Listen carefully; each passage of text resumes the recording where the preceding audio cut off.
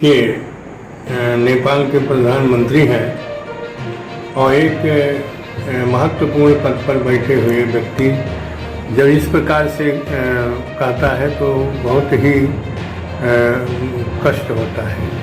अयोध्या विश्व प्रसिद्ध नगरी है, हमारे शास्त्रों में भी है और इतिहास में है। जिसको इतिहास का ज्ञान है, जिसको शास्त्र का ज्ञान है, उसे पता है कि अयोध्या क्या है। अयोध्या नाम नगरी तथा श्री लोक विरक्षिता मनुना मानवेंद्रिया पुरी निर्विपात स्वयं।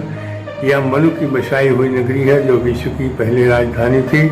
ऐसी नगरी को नकार देना और कहना काल्पनिक है, यह मूर्खता के अलावा और कुछ नहीं है। वह एक प्रधानमंत्री के रूप में एक देश का प्रधानमंत्री है और इस प्रकार की भाषा बोल रहे हैं, जबकि हमारे नेपाल से और भारत से बहुत ही मधुर संबंध बहुत प्राचीन से है। यहाँ तक कि जनकपुर नेपाल में है, अयोध्या भारत में है। दोनों का संबंध विवाह के रूप में हुआ। सीता का जन्म जनकपुर में हुआ, राम का जन्म अयोध्या में हुआ, दोनों का विवाह हुआ। यहाँ से बारात गई है जो राम जानकी मार्ग के रूप में, रोड के रूप में आज भी जाना जाता है। तो ये सारे इतिहास को नकार के और इस प्रकार की भाषा बोलना एक प्रकार के हमारे देश का और अपमान है। ये विश्व प्रसिद्ध नगरी और सम्मानित नगरी को ये कहना कि वो काल्पनिक है, मैं समझता हूँ कि वो उसको कोई ज्ञान नहीं है, केवल प्रधानमंत्री बन गया है। यदि ज्ञान होता उसे कि अयोध्या क्या है, जनकपुर क्या है, दोनों के संबंध क्या है, यह जानते तो कभी भी इस प्रकार की भाषा नहीं बोलते। जो बोल रहे हैं वह बहुत ही गलत है, निंदनीय है और एक देश के प्रसिद्ध नगरी का अपमान है। इसलिए ऐसा अपमान एक देश के प्रधानमंत्री को नहीं करना चाहिए। यदि करते हैं तो उनके जितनी भी कथन अयोध्या के प्रति है वह बिल्कुल नकारा जा रहा है, उसको वह निंदनीय कहा, वह निंदनीय है।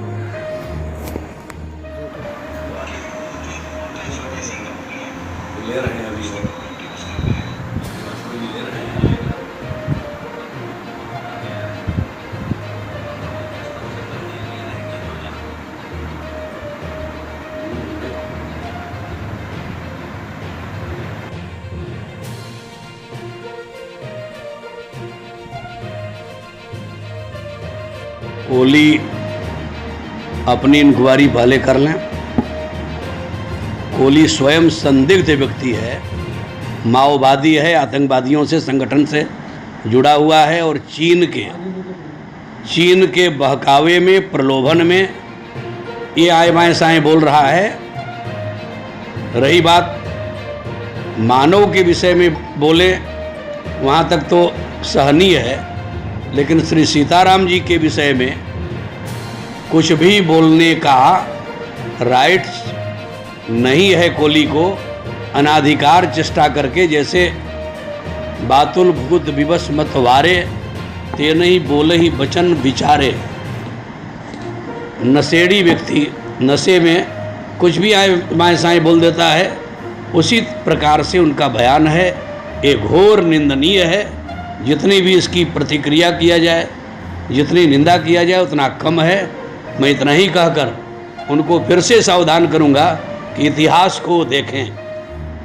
नेपाल भी भारत का अभिन्न अंग था, नेपाल से ही दिया गया है उनको, उसकी कोई बपौती नहीं है नेपाल, क्योंकि दशरथ जी का राज्य सीमा 10 दिशा में था। 10 सहस्त्र रविकर लके, 10 दिशा रथ जाए, रिपु दलन प्रगटे सुमन, कहिए दशरथ ताई।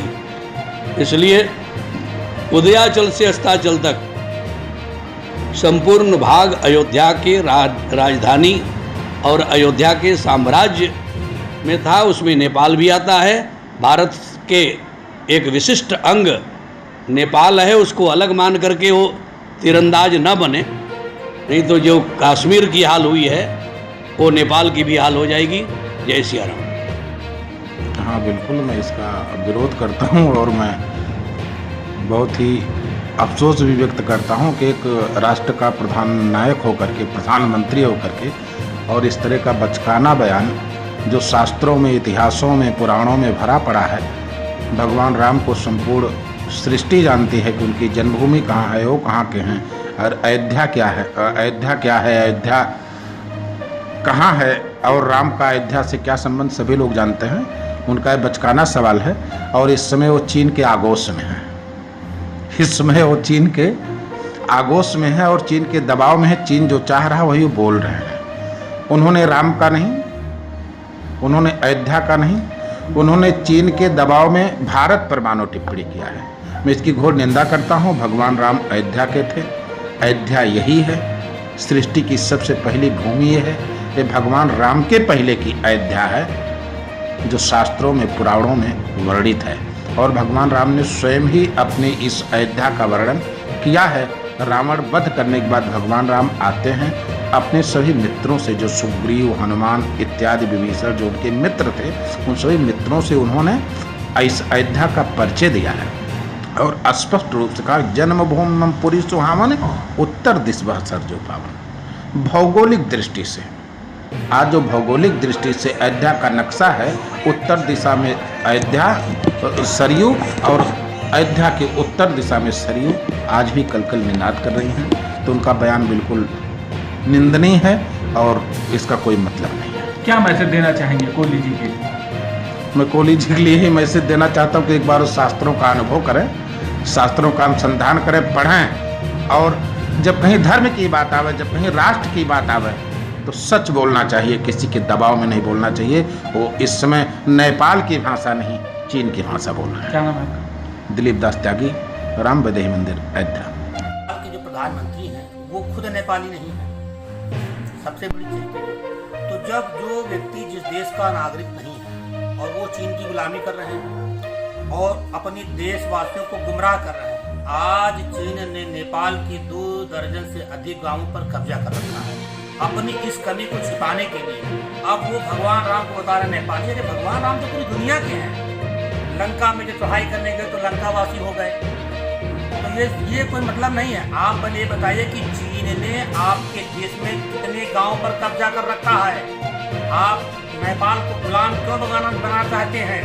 आज पाकिस्तान भिखारी बन गया है, वही दशा नेपाल की होने जा रही है। एक व्यक्ति केपी शर्मा ओली ने पूरे नेपाल के भविष्य को अंधकार में कर दिया है, और अगर केपी शर्मा ऐसे बने रहे और नेपाल वासियों ने केपी शर्मा के विरोध में आवाज नहीं उठाई, तो वह दिन दूर नहीं कि जब हर नेपाली के हाथ में कटोरा होगा।